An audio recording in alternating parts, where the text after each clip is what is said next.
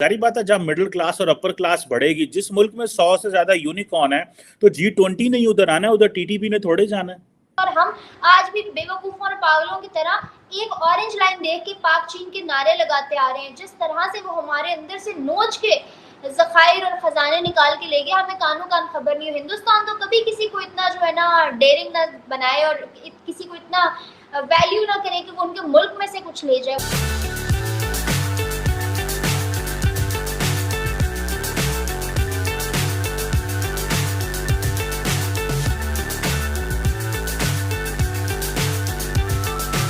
हम कहते थे हमने एशियन टाइगर बनना है, ठीक है जी, एशियन टाइगर बनना है, एशियन टाइगर के बनना है, और टाइगर साढ़े इतने खोल गए ने मुल्क खोल गए टाइगर। वो कोई वो TTP वाले वो कहते हैं हम टाइगर है, सानू डील करो कि इंज करो।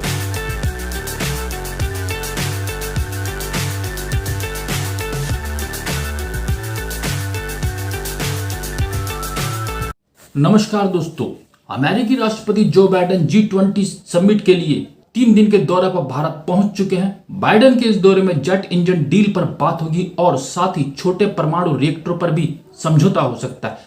साथ ही रूस यूक्रेन जंग पर भी चर्चा हो सकती है। इसके साथ ही दुनिया भर से राष्ट्राध्यक्ष पहुंचते जा रहे हैं और यह दिखाता है कि भारत एक उभरती हुई ताकत के रूप में स्थापित हो चुका है। मॉरिशस के प्रेसिडेंट, बांग्लादेश की वजीर आजम और अमेरिका के सदर जो बाइडेन को अपने घर जो है वो बुलाऊंगा शाम को। अब आप इमेजिन करें, क्या पाकिस्तान ये सोच भी सकता है कि हम कोई ग्लोबल लीडर्स हमारे घर आएंगे?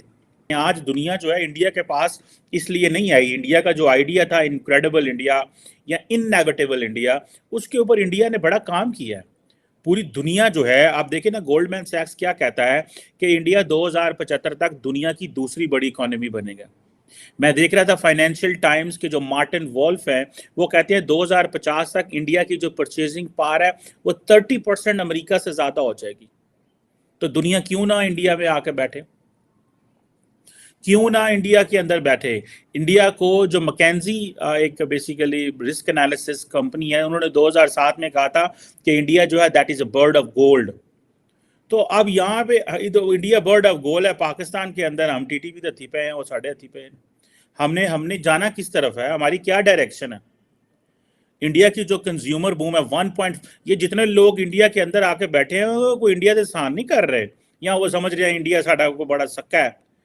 उनको पता है ये एक कंज्यूमर इकोनॉमी है, उनको पता है 1.4 बिलियन लोग हैं और इंडिया की जो ग्रोथ है वो डोमेस्टिक कंजम्पशन बहुत ज़्यादा है। रियल वेजेस वहाँ पे सुनने में आ रहा है कि बड़ी बढ़ रही हैं। उसके बाद इंडस्ट्रीज़ को आप देखें, या वहाँ पे अगर आप देखें कि जो प्राइवेट हेल्थ है उसमें बड़ी इन्वेस्टमेंट्स आ रही हैं। यानी कि जारी बात है, जब मिडिल क्लास और अपर क्लास बढ़ेगी, जिस मुल्क में 100 से ज़्यादा यूनिकॉर्न है, तो G20 नहीं उधर आना है, उधर TTP ने थोड़े जाना है। और हम इस बात पे लड़ रहे हैं कि नहीं मनी चेंजर पढ़ो, डॉलर उत्ते टुर गया, डॉलर थले आ गया, डॉलर सज्जन नस गया, डॉलर खबे नस गया।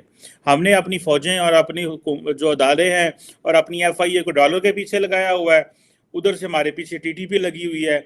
इंडिया में सारे आके बैठे हैं because that has emerge as a pocket, एक पॉकेट ऑफ, एक आइलैंड ऑफ स्टेबिलिटी के तौर पे वो सामने आपके आया। आप जापानीज को देखें कैसे भाग भाग के आके इन्वेस्टमेंट्स कर रहे हैं।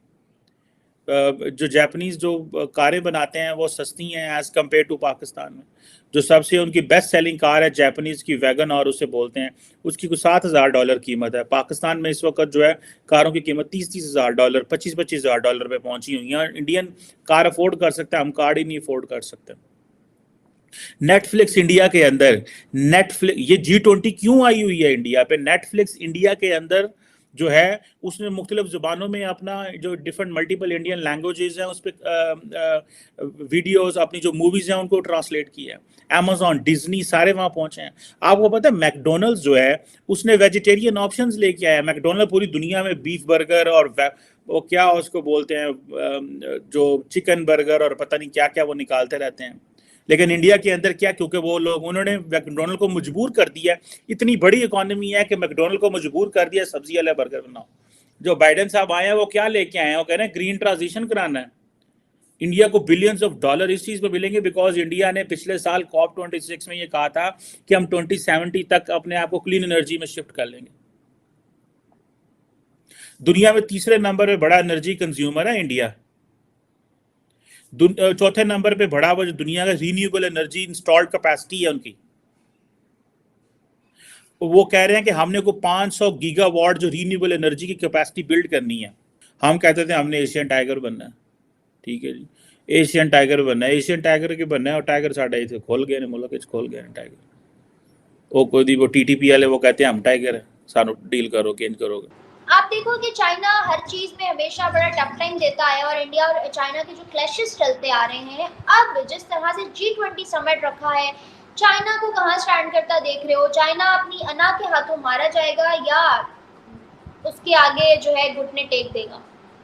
क्या ऑब्जर्वेशन? अच्छा, एज अ पाकिस्तानी अगर देखा जाए ना, तो काफी अरसे तक मेरा भी यही सोच थी कि चाइना जो है वो बड़ा तरक्की कर रहा है, आने वाला सुपर पावर नहीं है, सुपर पावर बन गया है।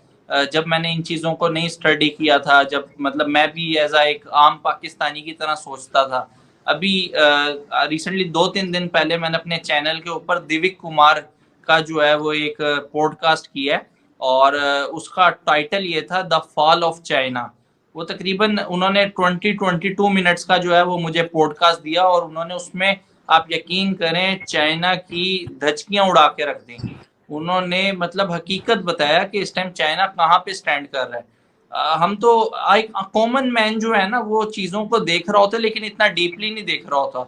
लेकिन अगर आप हकीकतन पूछें, हमें लिटरली समझ नहीं आ रही है। चाइना लूट के खा गया हमें छोड़ो बाकी और इतने मुल्कों में वो कभी किसी का वफादार नहीं हो सकता। और हम आज भी बेवकूफों और पागलों की तरह एक ऑरेंज लाइन देख के पाक चीन के नारे लगाते आ रहे हैं। जिस तरह से वो हमारे अंदर से नोच के ज़खायर और खजाने निकाल के ले गया, हमें कानों कान खबर नहीं हो। हिंदुस्तान तो कभी किसी को इतना जो है ना डेयरिंग ना बनाए और किसी को इतना वैल्यू ना करे कि वो उनके मुल्क में से कुछ ले जाए। वो तो अपने मुल्क के खजानों को अपने मुल्क के लोगों के लिए इस्तेमाल करते हैं, मगर हमने तो लुटेरों के हाथों में दे दिया मुल्क। ये लो लूट के ले जाओ, गोरो तुम भी ले जाओ, चाइनीज तुम भी ले जाओ, फलां भी ले जाए।